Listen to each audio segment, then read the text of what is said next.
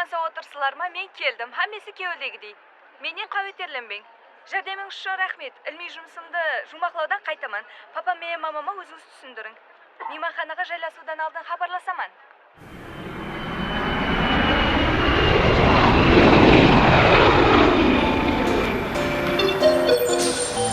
Диккат кылың. Лондон, рейси менен Ташкенттен uchgan samolyot Nukus aeroportiga kelib qoldi. Ko'zime Dikkat qiling, 11 son reys bilan Bekler Toshkentdan uchgan samolyot Nukus aeroportiga kelib qoldi. Şirin canım Proyektdan Qozon samolyotida Jaktı da ketti The airway of Yalganı yok bulsun Zimeye sen inan Mıngzılvana zaylele Baktı da ketti Yalganı yok bulsun Zimeye sen inan Mıngzılvana zaylele Baktı da ketti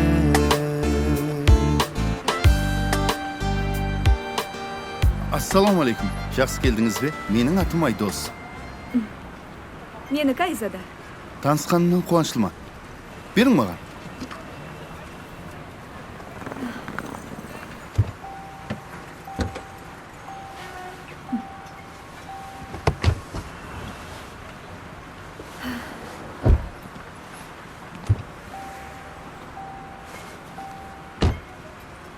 Кеттік пе?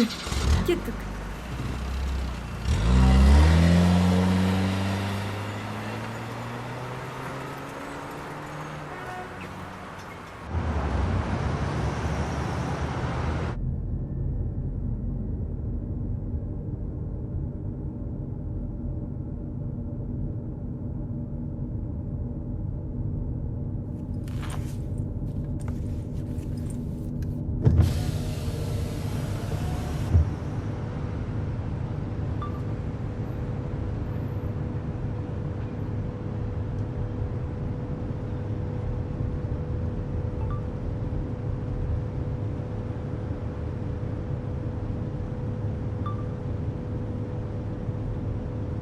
Жол шаршатпады ма? Болады. Міне, біздерде де рауажданып баратыр. Бұл жағы енді ілім, пән, мәдениет. Атамнан естіп едім. Ажинияз хақында ілімей жұмыс бастапсыз. Ауа сондай. Естіп хайран қалдым. Біздердің шайырларымыз америкалыларды да қызықтырыпты да деп. Көп уақыттан берлі диплом жұмысыма тема іздеп жүрген едім. Атам Ажинияз бабамыз хақында айтып еді. Ілмей басшыма айтсам, ол да разы болды. Мен де тарихшыман. Әкем де тарихшы, атам да тарихшы болған. Атам Америкадан қонақ келеді, өзін күтіп алып жәрдем бер деп еді. Болмаса сізге шәкірт түсеткен мен де. Әлбетте. Бар біліміңізді үйретпегеніңізше сізді тыныш қоймаймын. Яқшы. Реже дізіп қойдым. Ажинияз жасаған ауыл, Ажинияз оқыған Шерғазыхан медресесі Хиуаға. Бір-екі Ажиниязды үйренген алымларымызбенен де сөйлесіп қойдым. Егер шаршамаған болсаңыз, бүгін бір алым менен ұшырастырсам. Жүда жақсы болар еді. Қызықтырып қойдыңыз. Онда қазір сол жерге бара берейік. Яқшы.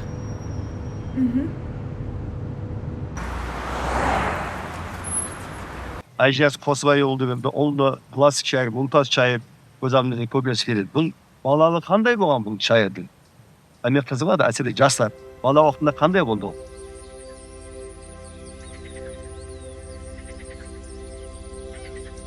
Ажинияз Қосыбайұлы 1824 жылы Амударияның теңізге құйылуы, әзіргі Мойнақ районы аймағында Ашамайлы һәм Қият ұрулары жасайтұғын Қамысбұғат ауылында дүнияға келді. Ажинияздың әкесі Қосыбай ауылдың алдыңғы абырайлы адамларынан. Атасы Балтабек ауыл ақсақалы, қолы ашық, сақи адам болған. Үлкен атасы Ақжігіт ел сыйлайтұғын сөзі андамлы ауыл ақсақалы болған. Анасы Назира бибі де өз дәуірінің ілімлі, сөзге ұста һәм шешен хаял еді. Шайырдың бабалары өз заманының алдыңғы адамлары болған. Үлкен қабілет иесі, кішкене шайыр ұсы ауылда дүнияға келеді. Ал десе хош болар кеулім Алланың, бар десе тәрк етер хәмре Алланың. Құлақ, мұрын, бүтін келсе келленің, ықлас пенен дұға оқсын көрің. Ажинияз! Тоқта деймен жуәрбе! Тоқта! Ұстамасам, өлтіремен! Тоқта деймен! Нәретші! Тоқта!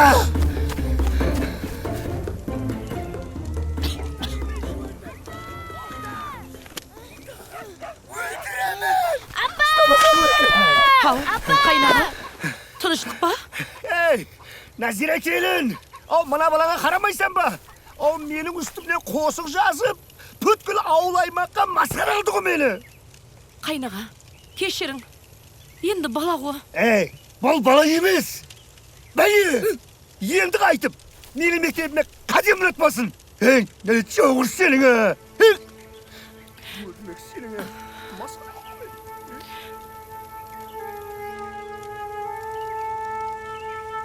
Не қылып жүрсең, Не қылып жүрсең? Бар ішке кір. Жүрген жерің ұсындай сенің, не?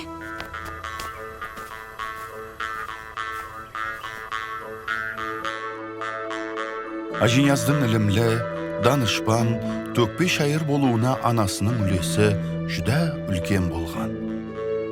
Назира баласының ұлы инсан болып жетісуіне сенер, һәм ұлынан үміті үлкен еді.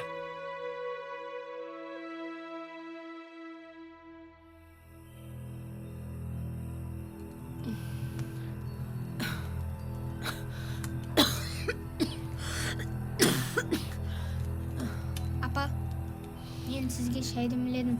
Ішесіз бе? Яқ, балам. Ішпеймен. Балам, Ау, апа. анам ола қайнаға жазған қосығың бар ғой. Ава. Соны айтып берші. Ау десе хош болар кеулім Алланың. Бар десе тәрк етер хәмре Алланың. Құлақ, мұрын, бүтін келсе келленің, ықлас пенен дұға оқсын көрің.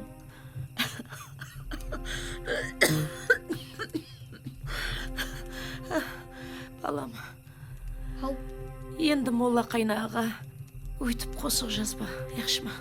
яқшы апа.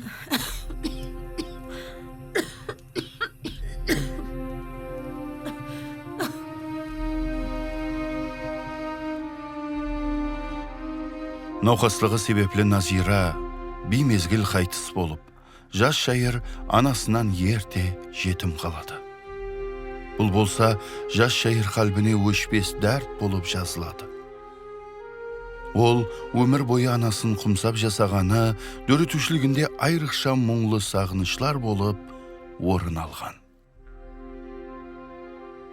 Кішкене шайырдың дәрті өзінен үлкен.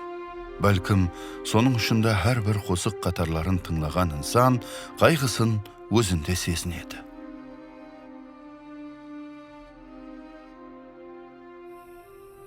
Қосыбай, сабырлы болайық.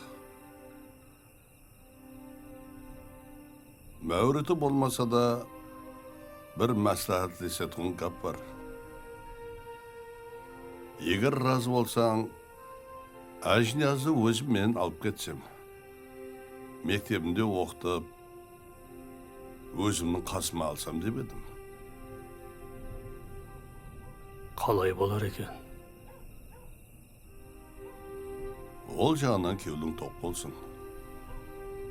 Балаңда жүда күшлі ынта бар. Егер оны ілімменен толтырсаң, жүдә үлкен алым болады иншалла.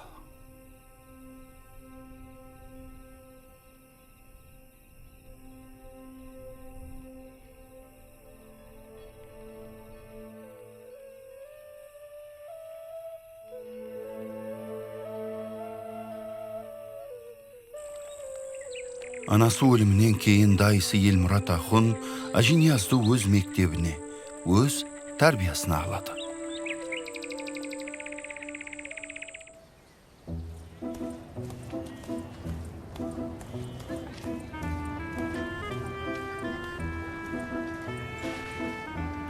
Hoş geldiniz ağalar.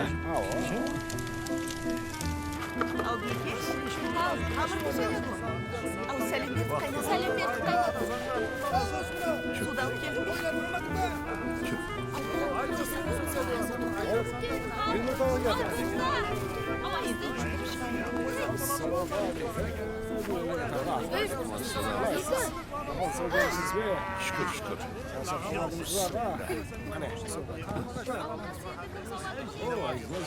Ama olursan var. Aileden aman var. Келin.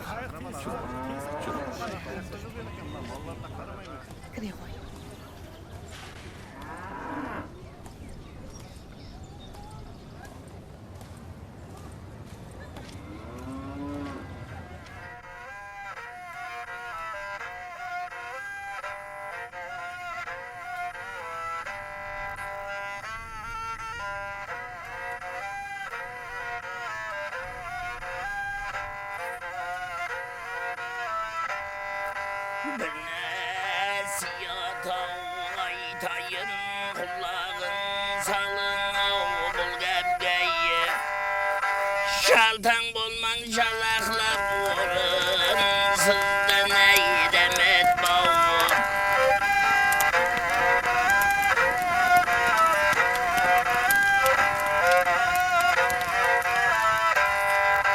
Soğan aklı gaymaktan şaklık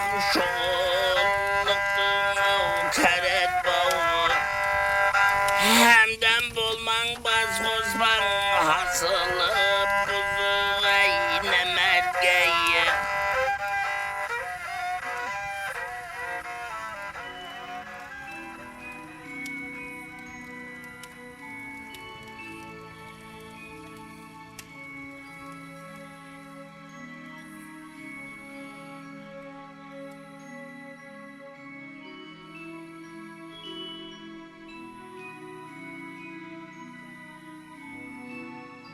Ажинияз ұсы жерді жетік ақыллыққа болған ең дәстепкі қадемлерін қояды. Сол жерде қаліплеседі, сол жерде қанат жазады. Бұның ең үлкен себебі Қарақалпақ халқында әзел-әзелден ақынлар, сөз ұсталары, бақсылар, шайырлар ел хөрметінде, ізzetінде болған.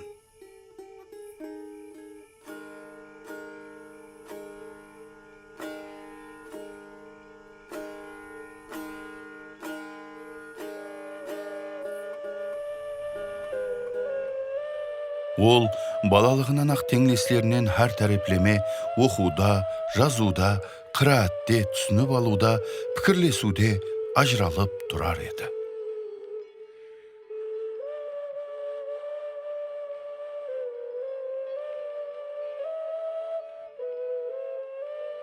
Тырысқақ, барқұлла әмме нәрсеге таңланып қарайтұғын шайыр, оқуға, жазуға, жүда қызығып, мұдамы уақытын кітаплар арасында өткерер еді.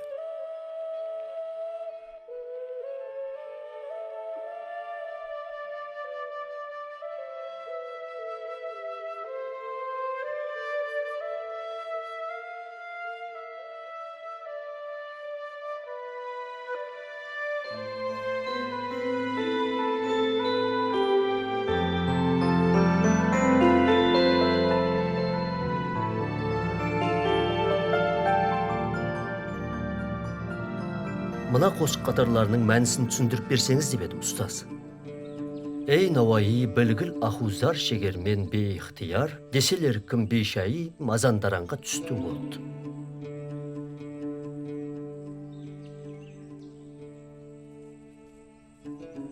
Ey Navai, егер кімдір Мазандаранға от кетті десе, білгіл, мен сол вақытта ақузар шеккен боламан. Мазандаранға от менің ақузарымның ұшқынына түскен болады. Мақта қасиеттің шумағы болып, онда шайыр өз пікірлерін шумақлайды. Шайыр мақтасы матла менен өз ара үзліксіз байланыста болады. Өзіне қарата айтылып атырған бұл гәп, жоғарда атырапқа от қойып атырғанлардан да күшлірек болады. Оның от екені, һәм сол оттан шыққан ұшқын, әттекі бірнеше аралықтағы Мазандаранды да күл қылады деп түсіндіріледі. Түсіндім, ұстаз. Ілімге құштар өспірім бала медреседе оқу менен қатар кітапханадағы айрым кітаплардан көшірме менен шұғылланады. Һәм белгілі хаткер сыпатында елге танылады.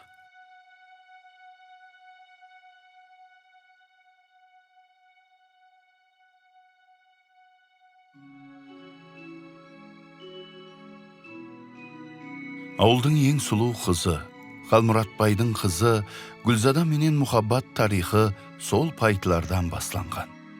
Бүткіл ауыл сол ашқыларға әуес менен қарасар еді.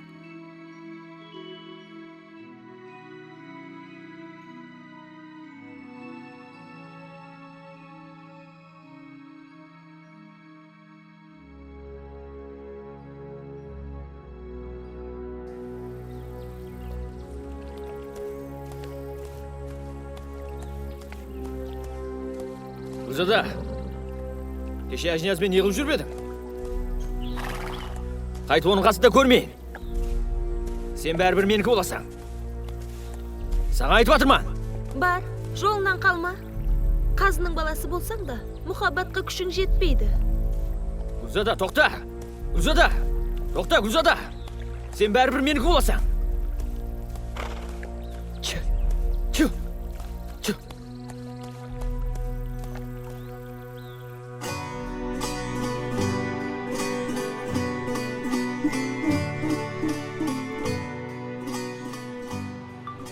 Ажинияз 16 жасында Алишер Науаи кеңсесі кітабынан көшірме алғанлығы тарихқа мәлім. Ол Қарақалпақ зиялыларының ішінде біріншілерден болып қари дәрежесіне ерісті.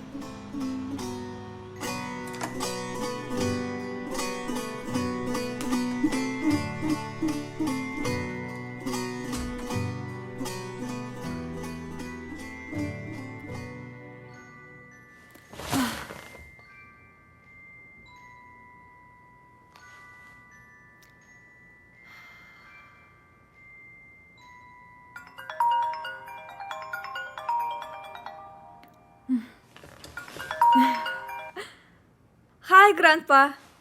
Ау, қызым, Қарақалпақша сөйлесе, Қарақалпақша.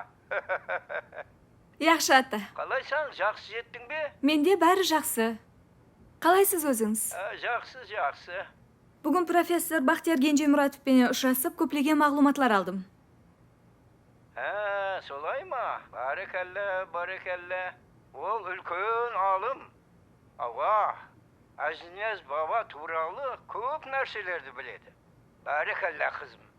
Өзі қалай, жақсы ма екен? Ау, жақсы. Мен қазір мейманханадамын. Солай ма? Қызым, маған нөкісімді көрсет, нөкісімді. Қазір.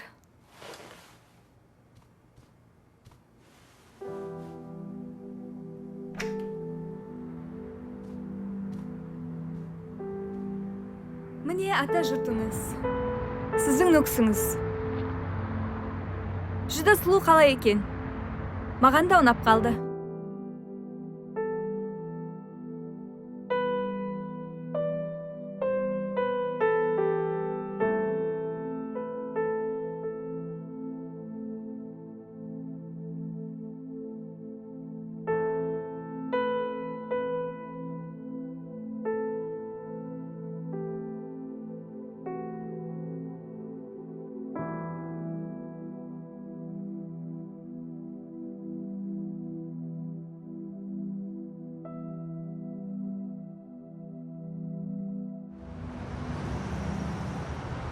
Әзеті абырай, абырайдан айырмағай. Отбасы амаллық болғай. Еліміз, халқымыз тыныш болғай. Аллаху әкбар.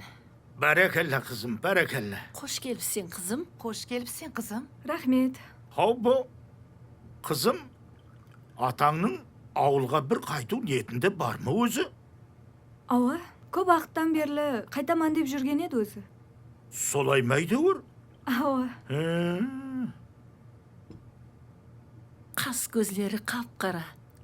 Есікке жарасқандай қыз екен. Хау, түп тамыры, өзіміздің ауылдан да кемпір. Ай, Тап біздің Айдошанға сай қыз екен. Қызым, жақсы жігіт ұшыратса, тұрмысқа шығып, ата жұртта қалар ма едің? Білмесем, тұрмысқа шығу хақында ойлап көрмеген екен мен. отырсын.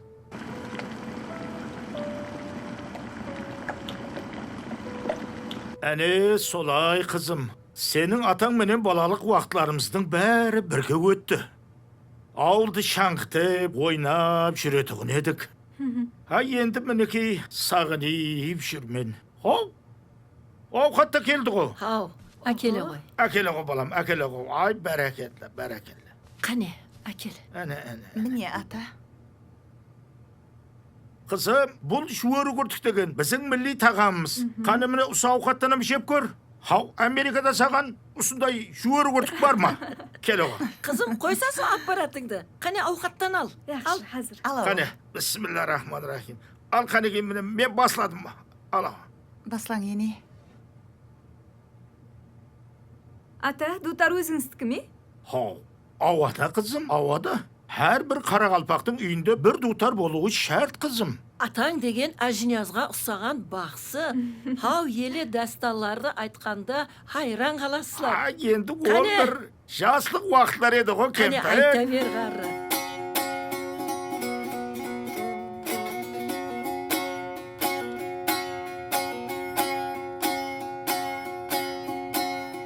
Tulpar деген яңлы болмайды.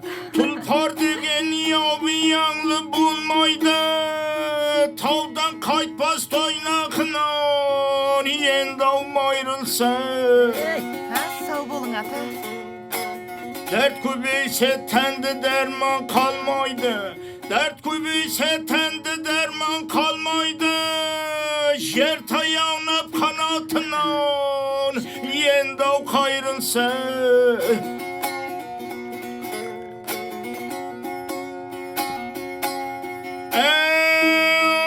Бұл дүнияның көркі адам балауса, ол адамның көкке етер, енді ауналаса.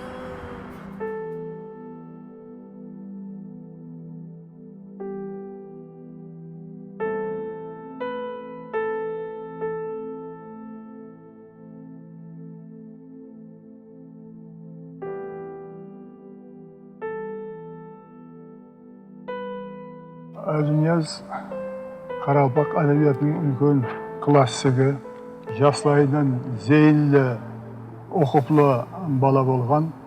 Дайысы қолында тәрбиялап, сол ер жігіт болғанша тәрбиялап, оны бір қатарға қосып жібереді. Һәм Хиуаға оқуға барамын дегенше көптеген ілімді шамасына қарай меңгерген, білген. Ал енді балаларым, мен өзімде бар ілімімді сіздерге үйреттім. Енді бұл жағына ілім алуды Хиуа Бұхарадағы медреселерде давам еттірін. Міне Ажнияз да өз ілімін Шерқазға медресесінде давам еттірмекші. Бұл жағына менен разы болың балаларым. Қане аумин. Аумин. Келешекте молла, ахун, қари, үлкен инсанлар болғайсыздар. Аумин. Аллаху акбар. Туысқанлар. Менен кейін бұл ауылға, Бозатауға ахун керек. Ілімлі, білімлі ұстаз керек. Жұртты аузына қаратқандай данышпан керек. Құдайға шүкір. Сіз елі сау саламатсыз. Құдай тала денсаулық берсе, бізге тала жол жаба көрсетіп, басшылық қыласыз. Рахмет Матбұрат аға. Айтқаныңыз келсін. Соның үшін мен ізімде ізбасар қалдыруды ниет етіп қойыппан. Бізден кейін бұл жұртқа бас болатуын ілімлі, білімлі ұстаз керек. Соның үшін шәкіртім Ажниязды Қиуаға ілім алуға жібермекшімен. Бәрекелді. Жүре жақсы болып тақсыр. Біз Ажниязды білеміз. Егер оқса, бір халықтың күніне жарағандай жақсы ұстаз болады. Рахмет. Солай екен, мына Ажнияздың жолына деп атағарымыз бар еді. Міне тақсыр. Берекет табың, берекет табың. Бізде сол, аз кем болса да, міне тақсыр. Міне тақсыр. Қане аумин. Құдайым ұсы бергенлеріңіз өздеріңізге мұң болып қайтсын. Әлайым сапарымыз бейхатер болсын. Ұлымыз Ажнияз ілімлі, білімлі болып келсін. Аллаху акбар.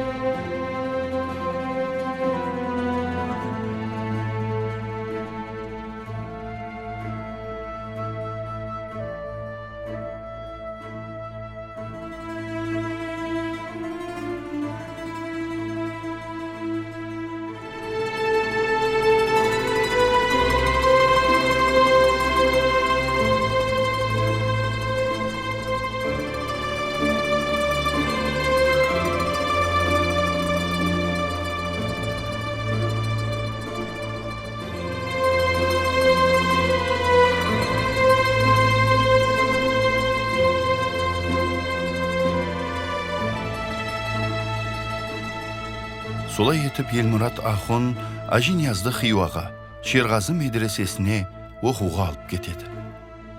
Сол дәуірде ауыл үшін ілімлі адамлар керек еді. Ажнияздың кейінгі ілім жолын ағартушылық ошақларынан болған Хиуада давам еттіреді.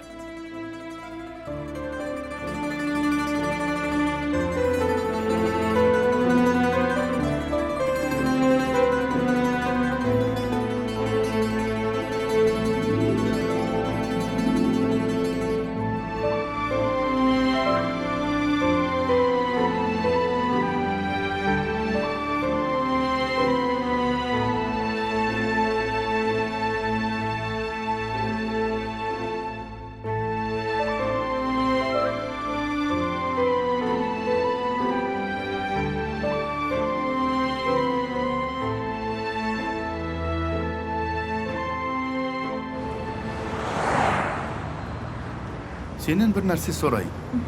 Өзің Америкада туылып өскен болсаң да, қарақалпақ тілін жақсы біледі екенсің. Себебі, мен атамның қолында өскенмін. Атам қарақалпақ дасталары, қоблан, алпамыс дасталарын көп айтып береді ғын еді. Ол ватанын жүдә жақсы көреді. Еліге шекем құмсап сағынады. Онда неге көшіп келмейсіздер? Білесіз бе? Әкемнің жұмыслары көп. Негізі ата-анам бұл жерлерге келуіме қарсы болып еді. Әкем болам. Әкем болам.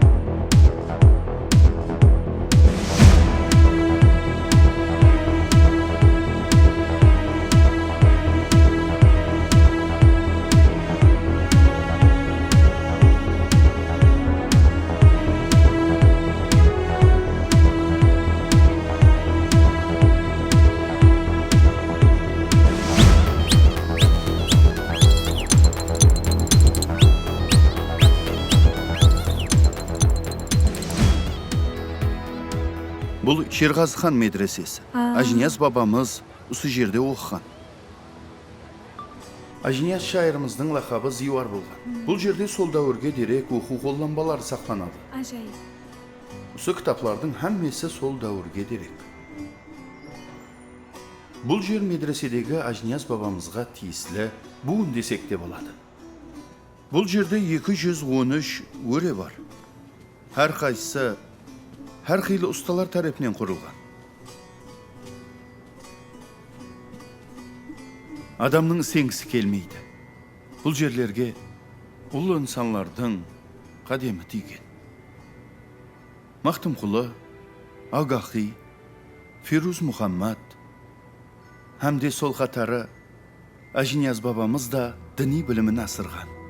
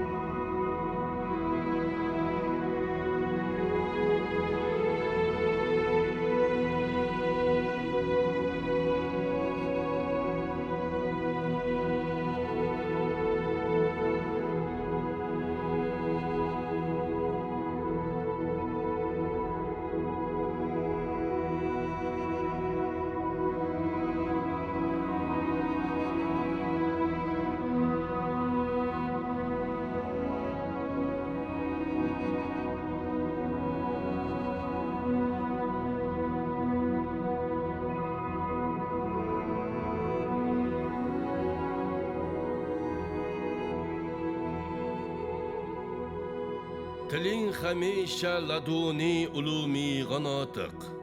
Mudam ko'nglung rumuzidin ogoh. Odam asrorining ijmolini qilding tafsil. Mundi erkinki deding al-valadu sirru abih. Xo'sh, bu g'azal kimga tegishli va uning tafsirini kim aytib beradi? Qani, boshlang. Tiling hamisha laduni ulumeyga notiq. Mudom ko'ngling rumuzidin ogoh. G'aroyib o'z sig'ar шығармасынан 521 g'azil. Baytda şair payg'ambarimizning ilmlari yo'q bo'lsa da, Allohning bergan ilmlarini ilahiy sheksiz ekanliklari, kevillari sergek ekanligini sezdirgan. Al 2 g'azil Navadur ush-shabob 521 g'azil. Odam asrorining ijmolini qilding tafsil. Mundi erkinki deding al-valadu sirru abih. Bunda uluma odamzodni jaratudan maqsad payg'ambarimiz Muhammad Mustafa sallallohu alayhi va sallamning dunyoga keltiruv ekanligi bayon etilmoqda. Barakalloh Ajiniyaz. Alloh ilmingizni ziyoda qilsin.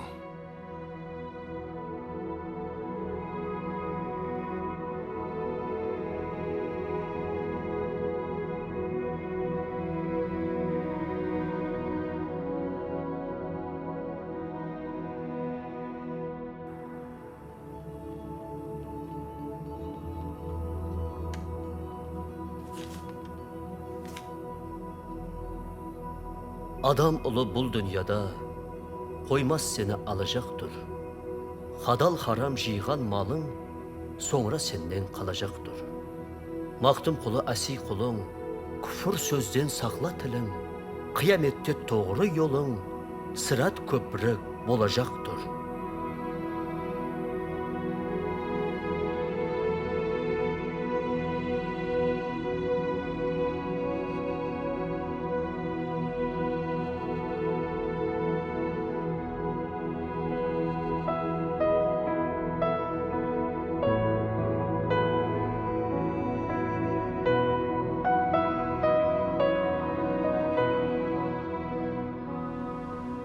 Ajiniyaz şairдің Xiva қаласында жүріп жазған ең танықлы қосығы Xivалы қыз қосығы. Білемен. Juda сұлу жазылған қосық қатарлары. Alo? Assalomu alaykum.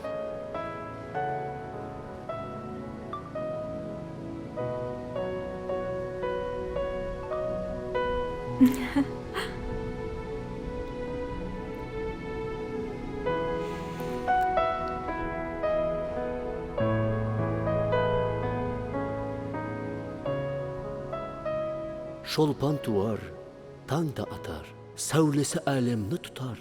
Мен білманам кімге бақар, қара қашлы, қиуалы қыз. Дерсең өзі таң юлдызы, жаныңды алар қара көзі, яттан шықмас айтқан сөзі, лақабы аның қиуалы қыз.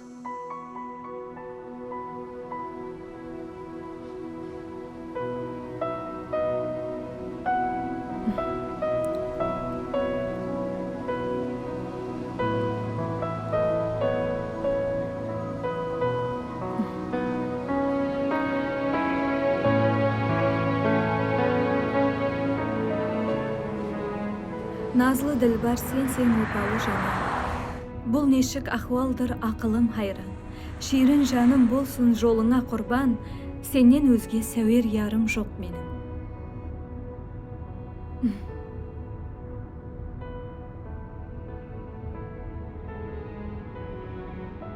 Қалемі өткір, шайыр болған екен. Әлбетте. Қиуадан қайтқаннан кейін ауылға келіп сабақ берген бе? Хиуадан қайтқаннан соң дайысы һәм ұстазы Елмұрат ақынның қайтыс болғаны терең қайғыға салады. Мен келдім, ұстаз. Жатқан жеріңіз жайлы, топырағыңыз торқа болсын.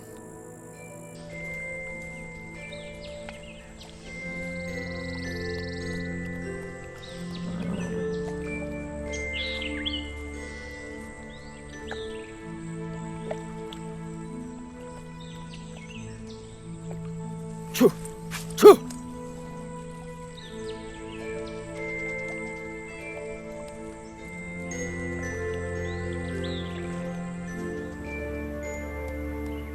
Toxta, hey! Toxta! Hey! Şala şayır. Gülzada meniki. Ondan uzaqрақ жүр. Маған қара қазының баласы, мен емес, сен оннан ұзақ жүр. Біреудің бақытына көз салма. Өйтіп қатты кетпем, Алла. Болды, қысқарт. Аузым бар деп, тіліңе ерік бере берме. Артыңа қайт та, өзіңе ұқсағанын тап. Қайтып жолымнан шықпа. Не дейді мынау? Ей! Тоқта! Ей! Бұл қызыл тіліңді сөйлей алмайтұғындай қылып қояман. Батша! Чы! Қосыбай ұлы Әжінияз, Қалмұрат қызы Гүлзаданы өз некеңізге алуға разымысыз?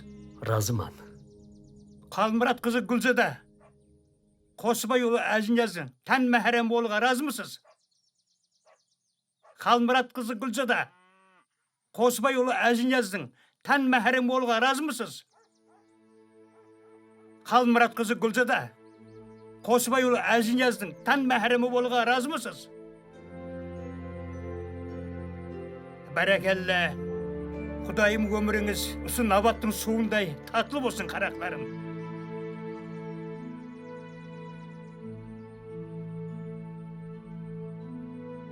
Әле аумин.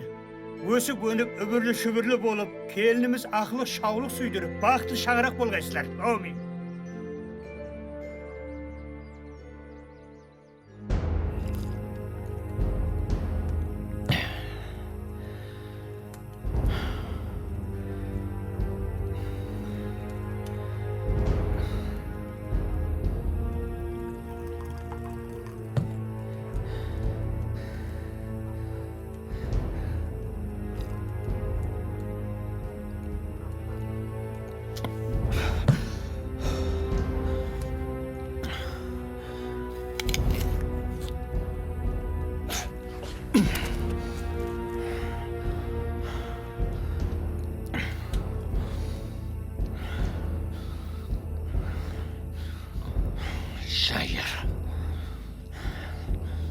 Сонан кейін ауылда ілімлі ақын Әжінияз дайысы Елмұрат ақынның мектебінде тәлім беріп, жас шәкіртлерін тәрбиялай баслайды.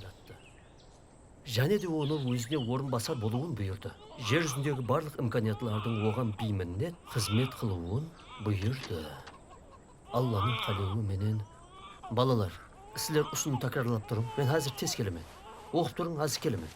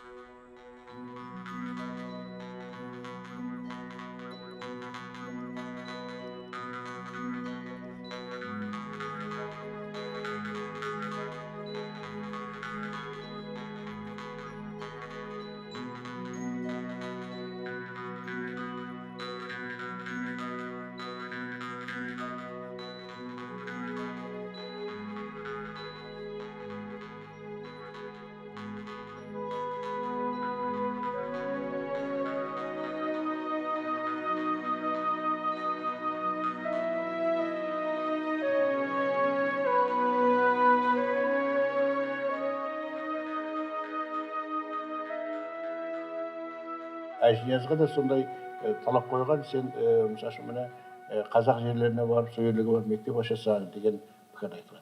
Мына шын мәнісін алып қарайтын болсақ, Әжнияз біріншіден ол жерге мәрифет тарату үшін барған. Екіншіден ол жерлерге балаларды сауатландыру үшін мектеп ашып, сол жерде мысалы міне сауат тарқату үшін барған. Ол тек қазақ жерлерімен емес, мысалы міне ноғайлар арасында болған, башқұртлар, татарлар арасында болған.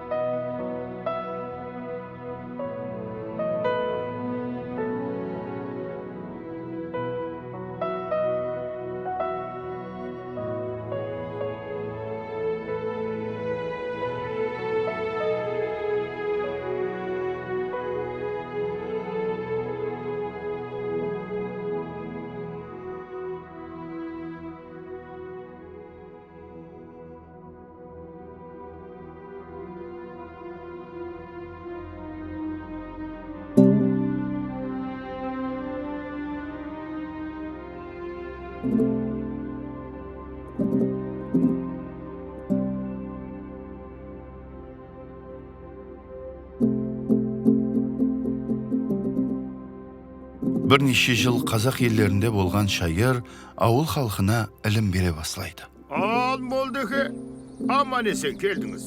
Келдік аға. Келгеніңе өте қуаныштымын. Рахмет Қожбан аға, мен де қуаныштымын.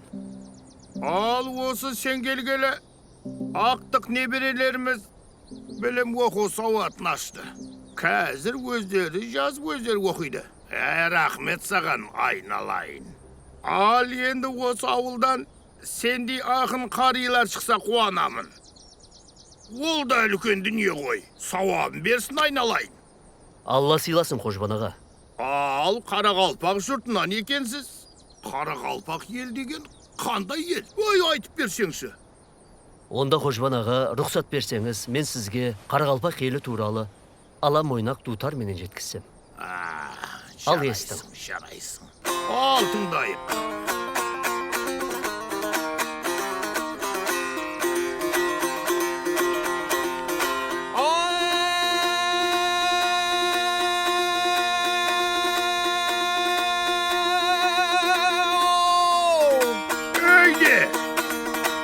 Sorasang elimde Қожбан bizlerden Kalpağı kazanda ellerim vardı.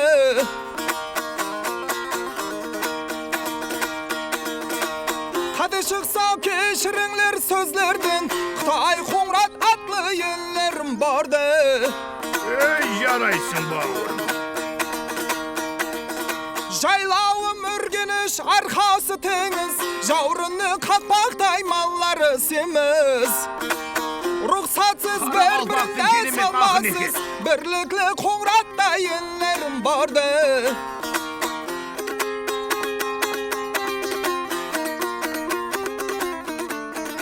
Отанға болған сағынышын шайыр тек қана қосқылар жазып қана басады.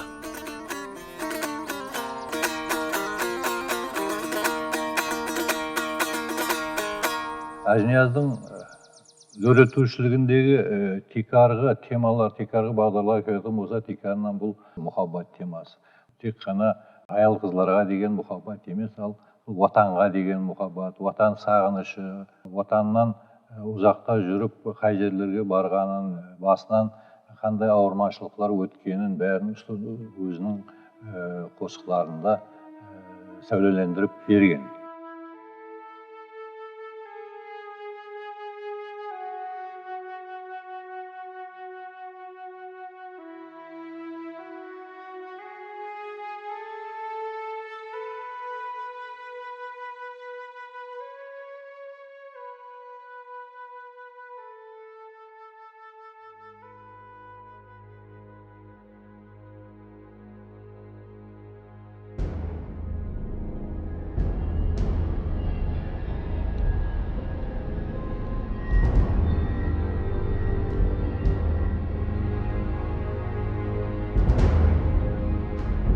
Dostun 100 bolsa da kem, düşmanın birew bolsa da köp degendi Saytmurat Ajniyazga karşı jala jabadı. Ауылдағы bir kızdı suğa çöktürüp, Ajiniyaz siledi degen gap tarqata baslaydı. Бұл bolsa Ajiniyazdың ayıpker boluuna sebep boladı.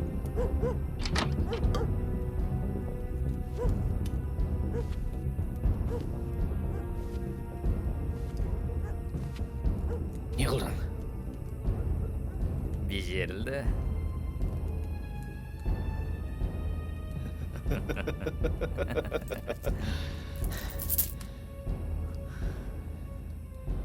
Рахмет. Рахмет тақсыр.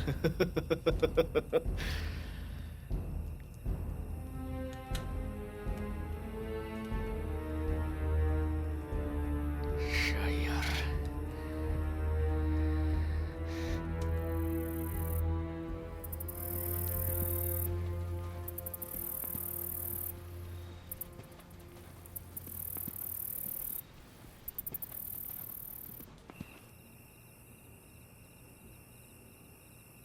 Кешілетіп жолға шығыпсыз.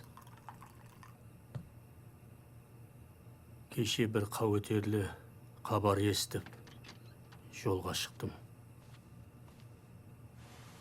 Жақсы отырсыз ба, ата?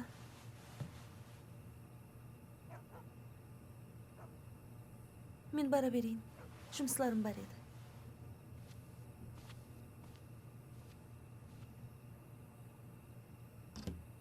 Тынышлық bağa. Қазының баласы әммес жерде саған дөхімет етіп жүрген құсайды.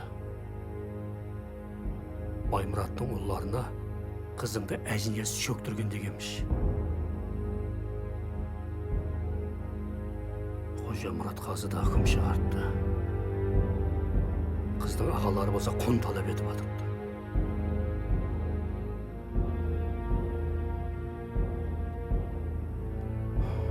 Бұл гәплерден хабарым бар аға.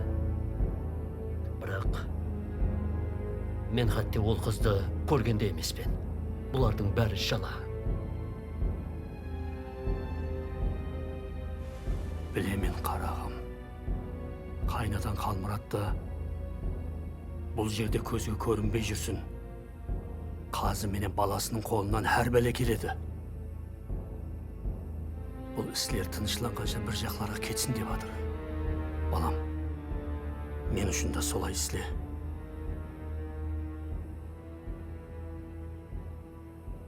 Мақұл аға.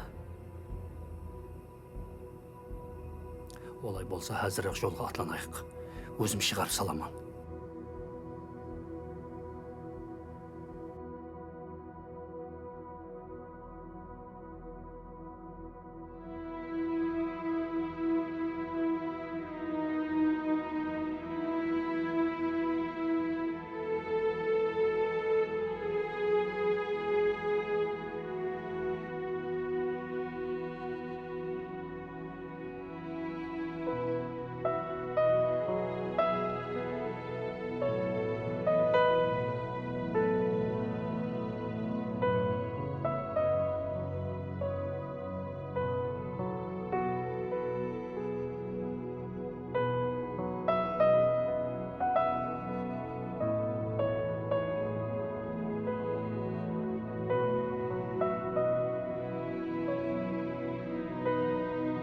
Жат өлкелерде дербедерлікте жүрген шайыр жұртын оға да сағынады. Бұл оның дөрітушілігінде айрықша тема аспатында сәулеленген. Айралықта кешкен бұл жылларда шайыр ерлерім барды, бар мекен, бардур, мегзер, айрылса, қошласу сияқлы белгілі қосықларын жазады. Сол себеп қазақ елінде біраз уақыт қалып кетеді.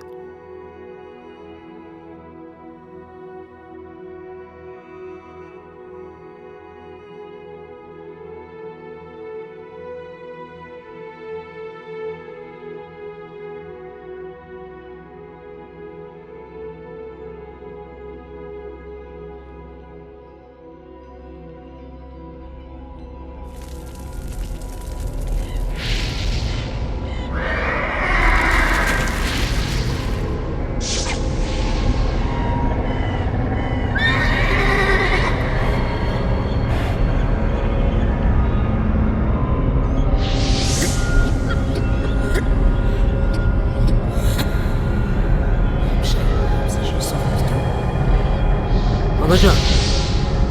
Ane qavun bilmey. Anacan. Anacan. Anacan.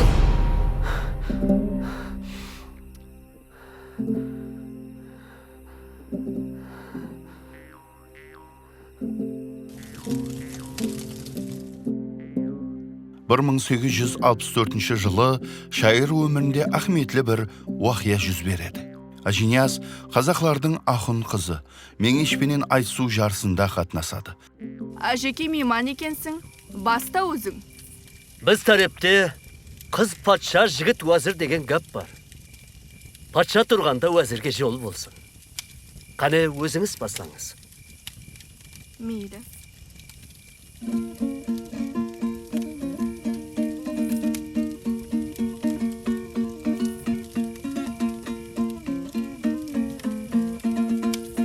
Өлеңді айталмайды ешкім мендей, мен айтамын өлеңді кемеңгердей. Сақтап қойып ара өлең рыз боламау, айт дегенде өлеңді қоя бермей. Әжеке айтып өлең шаршадың бау, болмаса жасың жетіп қартайдың бау. Қызымын Байтұрсынның атым Меңеш, әжеке әлі мені таныдың ба? Ой, айналай!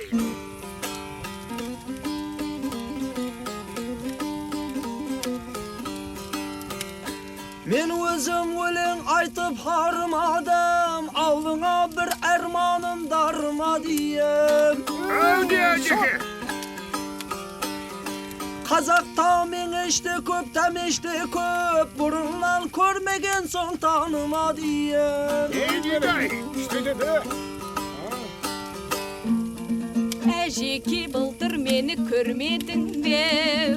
Менің Меңеш екенім білмедің бе? Молдеке деп сыртыңнан таныстырды, үстіме су бойында келмедің бе?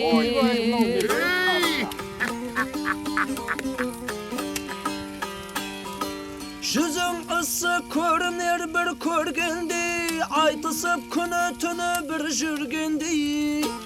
Ой, бәрекелді, әжекеңде мұқты күні ауса демек. Былтырғы су бойында жалаң ашқы, сен бедің сынық өркеш қары інгендей. Не дейді мұнау? Үстіңе киген тоның қызыл болсан, әжеке өмір жасың ұзын болсын. Енді сенен жол болсын сөз сұрайын, кім шақырды бұл жерге жолың болсын.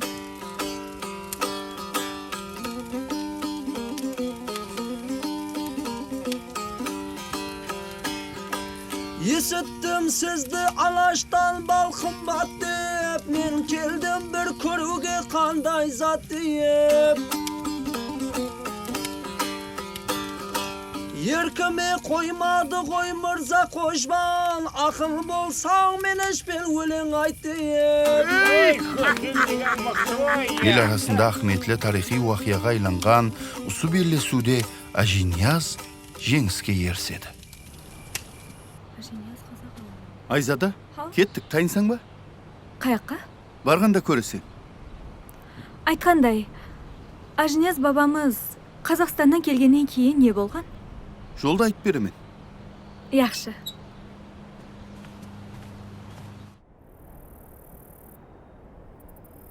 Жатқан жерлері жайлы, топырақлары торқа, рухлары шат болсын. Амин, Аллаху акбар. Бұл Ажинияз бабамыздың үрметіне қойылған естелік мақбарасы. Осы жерден өткен әр бір жолаушы Ажинияз бабамыздың рухына Құран тілават етіп өтеді.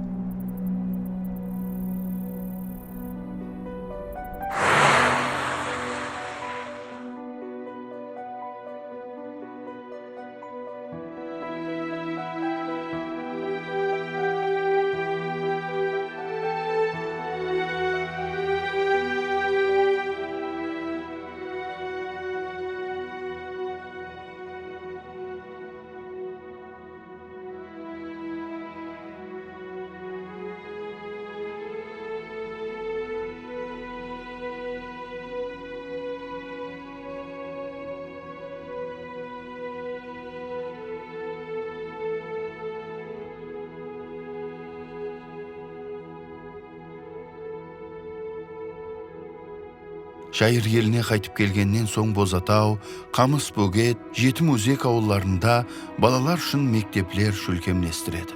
Һәм балаларға оқу жазуды үйретуді, сабақ беруді баслайды.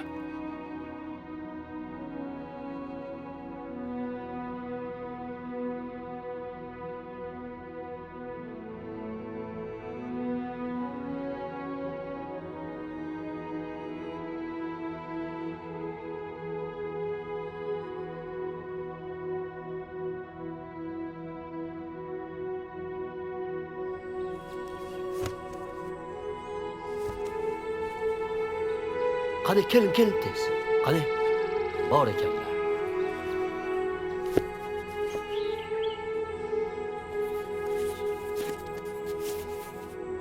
Qolganlarni olib kelin. Tez. Qani.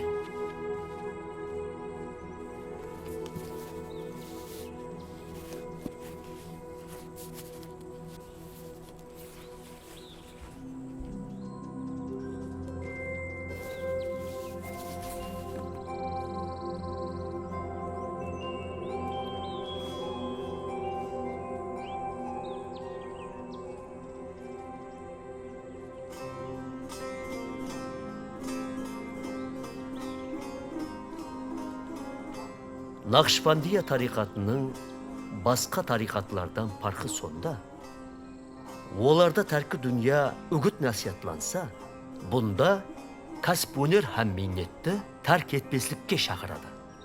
Bahauddin Nakşibandтың өзлері де кім хопқа нағыз салатығын шебер ұста болған. Көп әсірлер давамында шариат улamalarının алдыңғылары қандайда бір кәсіп һәм өнер менен күн кешірген балалар. Bahauddin Nakşibandтың зияраткахы Бұхара қаласында жайласқан. Улы ұстаз оқушыларына діни һәм дүниялық ілімлерді үйретіп, дүрітушілік жолында таярлай баслайды. Өз заманының жадиді, ұлы қабілет сезімтал, суфи шайыр ане сондай көп қырлы инсан болады.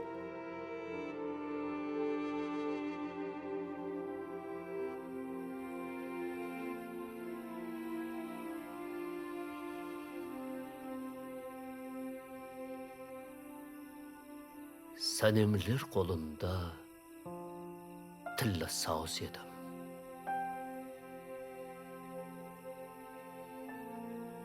Әужіге келтірер жанан болмады. Тоғырымда талпынған алғыр бауыз едім. Қалпе саятларым маман болмады. Әліп қаддым, далдек болып бүгілді. Көзлерімнен қаллы яшым төгілді. Жол бойына үйген қасыл үйгімні базарға елткендей каруан болмады. Дүния бір көрсетіп, ләйлі шамалын, алды кетті пікірі зікірі қиялым. Қырман таяр уақта бермей самалын, самал берсе, атар қырман болмады.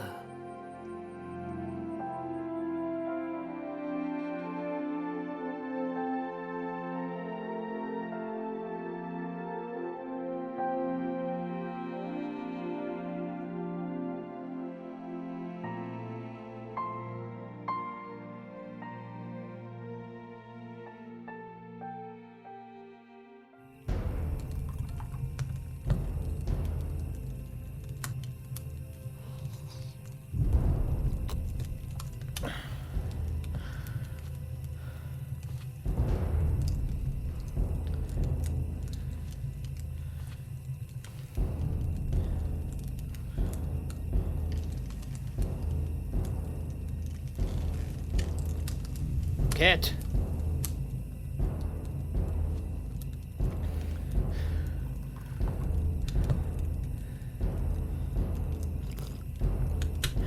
Kısır.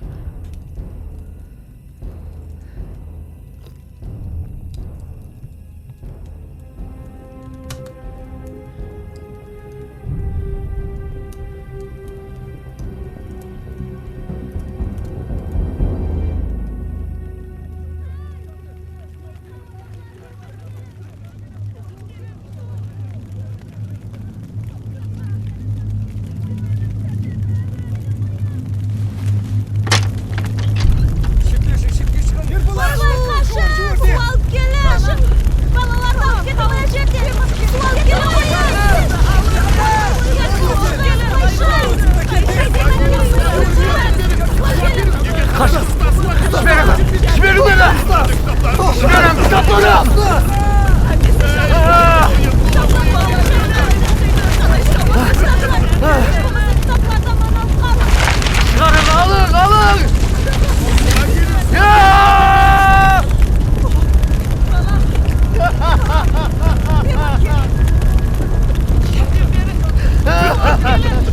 Köprü üstüne getirdi yekeni ya.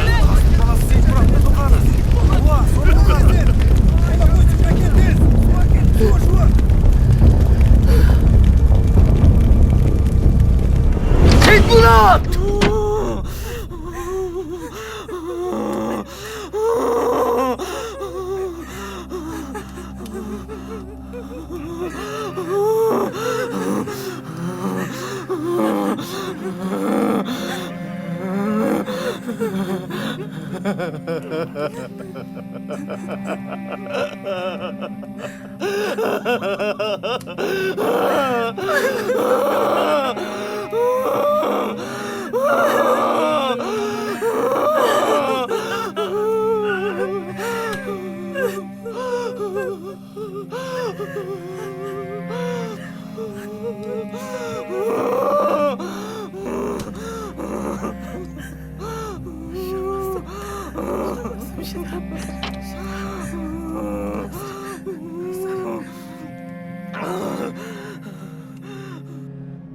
Ajniyaz babamız sondan keyin tыныш жасағанбы? Ава. Ол өмірінің ақырына шекем ілім үйреніп, дүр-түшлік етті. Ажинияз суақиялардан кейін ажығасының мектебін қайта тіклеп, кітаплардан көшірме алды. 54 жасында қайтыс болды. Ауырған ба? Бұны ешкім білмейді. Еш жерде ешқандай мағлумат жоқ. Демек ол өлмеген.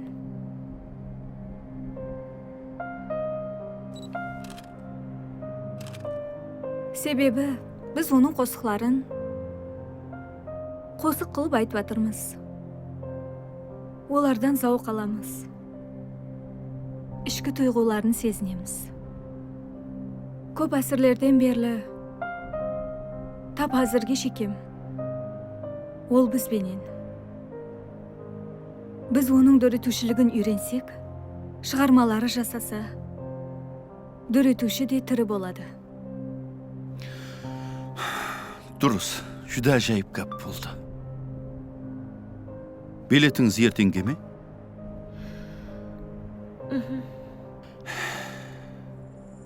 Мектепті жағып жіберген қазының баласы барлық ілімлерді жоғалттым деп ойлады. Бірақ ол бір нәрсені есапқа алмаған еді. Ажинияз әлде қашан оны шәкіртлеріне, келешек әулетқа қалдырған еді.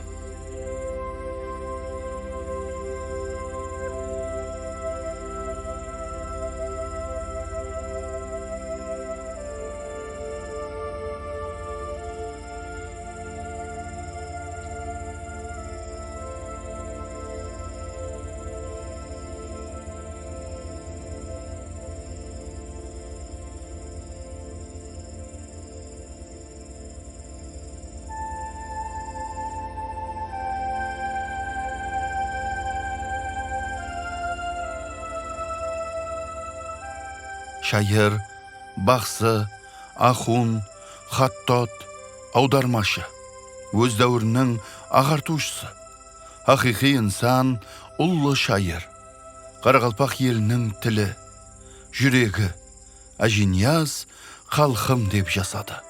Бір өмір миллет қайғысында өмір кешірді.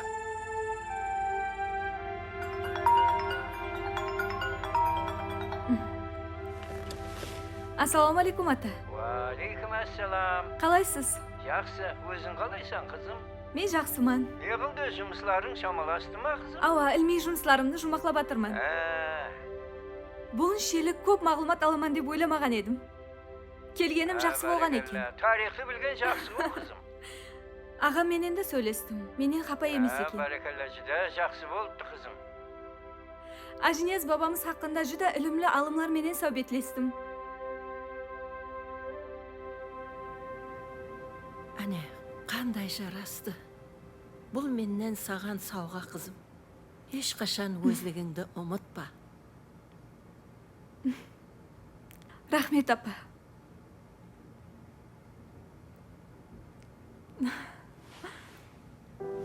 Аман есен жетіп барғайсан, қызым.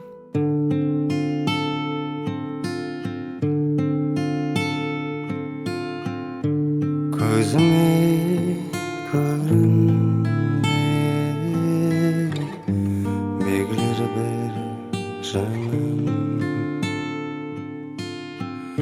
шерін жаным отқа жақты да кетті. Ялғаны yok болсын sen inan Mınzılana zeyledi Baktı da ketti Рахмет сізге, ұстаз. Маған көп жәрдеміңіз тиді. Мұны ешқашан ұмытпаймын. Және көрсеміз деген үміттемен. Yaxşı onda men жүрейін. Baktı da ketti Tün ortada yedi uykuda yattı Acep ikram bilen bizde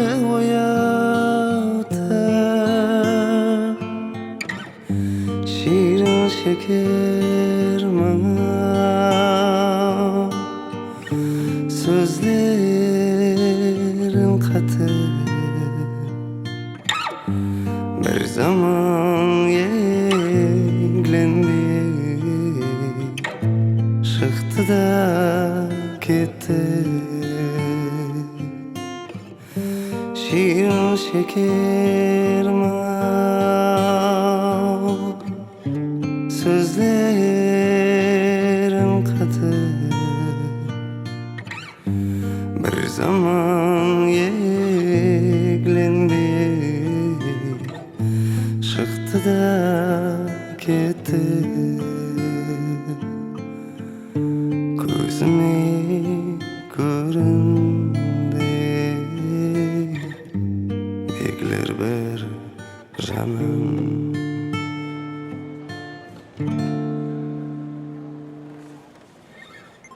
Tavdan kaytmaz doynakından yeniden ayrılsa.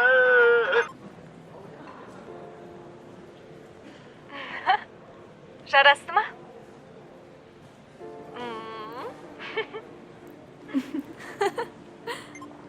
Ажинияз шайырымыздың лақабы Зиуар болған.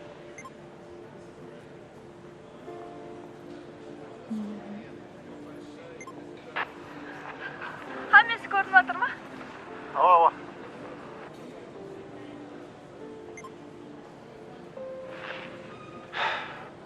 Айзада, менің саған айтпақшы болған кәплерім бар еді. Соны қосықпенен жеткеріп берсем деп едім.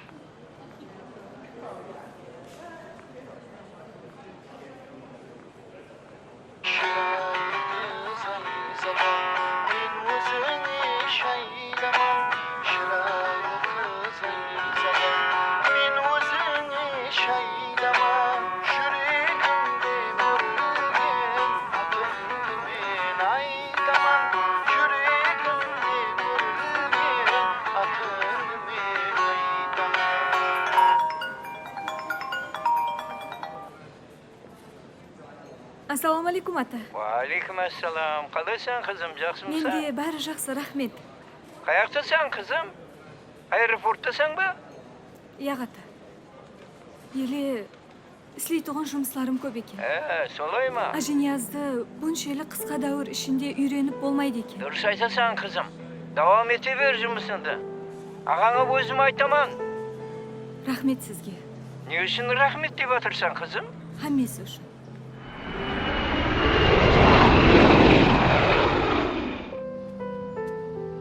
Айдос!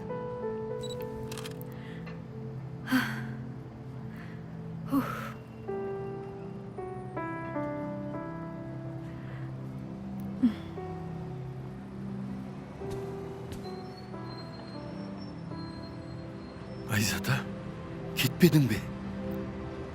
Бәлкім, берді хақында да білерсіз. Әлбетте.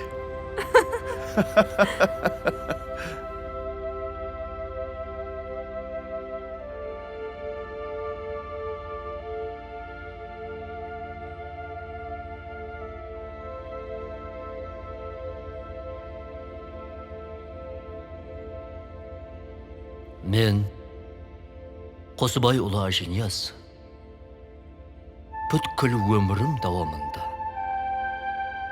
халқымның мағрипатлы, ілімлі болуы үшін өз үлесімді қостым.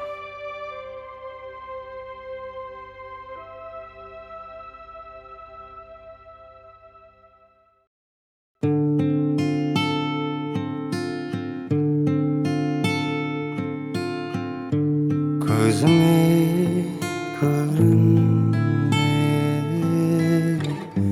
бегілер бір жаным, ширин жаным отқа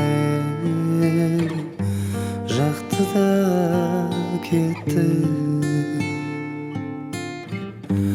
Ялғаны yok болсын, зімeye sen inan, мың жылуана зәйлебе бақты да кетті. Ялғаны yok болсын, зімeye sen inan, мың жылуана зәйлебе бақты да кетті.